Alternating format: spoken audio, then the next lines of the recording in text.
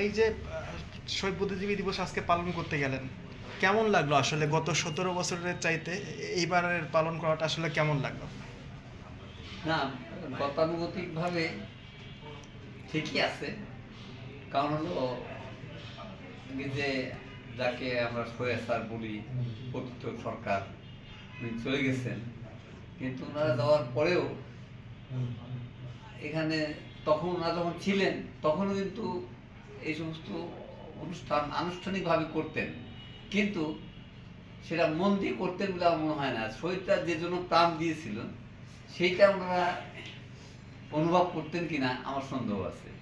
তো এবারে আমার মনে হয় সবার মধ্যে স্বতঃস্ফূর্ততা ছিল, আগেও যেমন ছিল এখনো আছে। এই শহীদদের প্রতি মানে শ্রদ্ধাটা আমরা কোনোভাবেই না কমাই, এটাই আমার ফিলিংস। না, এটা এখন দিবসটা অনেক হয়ে গেছে, হইতে পারে। যেমন মনে করেন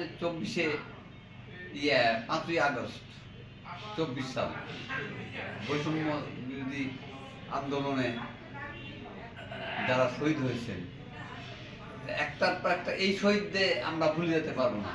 এই শহীদদেরকে আমরা সামনেই রাখবো, এবং এই শহীদদের যে আশা আকাঙ্ক্ষা ছিল, সেই আশা আকাঙ্ক্ষা ভিত্তিতেই সেই চেতনা, মুক্তিযুদ্ধের চেতনা, এই শহীদদের চেতনা কিন্তু আলাদা কিছু না। তখনও ছিল মুক্তিযুদ্ধের চেতনা, যেমন ছিল আমরা একটা শাসনতন্ত্র চাই, একটা গণতন্ত্র চাই, এখনো তাই।